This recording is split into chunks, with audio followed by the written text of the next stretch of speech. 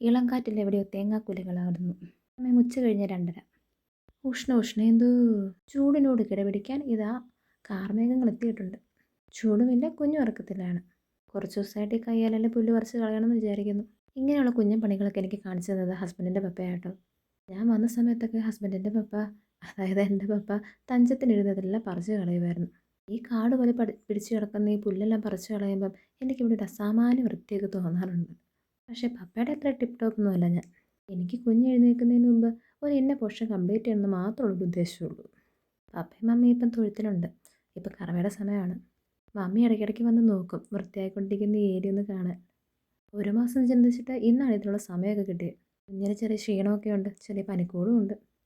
തെങ്ങേ ചതിക്കല്ലേ എന്ന് പ്രാർത്ഥിച്ചുകൊണ്ടാട്ടോ തെങ്ങിൻ്റെ ചുവട്ടിൽ പോയി നിൽക്കണേ. തുടങ്ങിയാൽ പിന്നെ പൂർത്തിയാക്കാണ്ട് ഒരു മനസ്സമാധാനമില്ലെന്ന് വേണം പറയാം. വൃത്തിയാക്കിയ ശേഷം പാല് വെക്കാൻ പോയപ്പം അവിടെ എല്ലായിടത്തും എൻ്റെ കണ്ണിൽപ്പെടുന്നത് ഈ പുല്ലൊക്കെ തന്നെയാണ്. വീട്ടിൽ വന്ന് കയറിയപ്പോഴത്തേനും കുഞ്ഞിന് വല്ലാത്ത ക്ഷീണമൊക്കെ പ്രകടിപ്പിക്കാൻ തുടങ്ങി.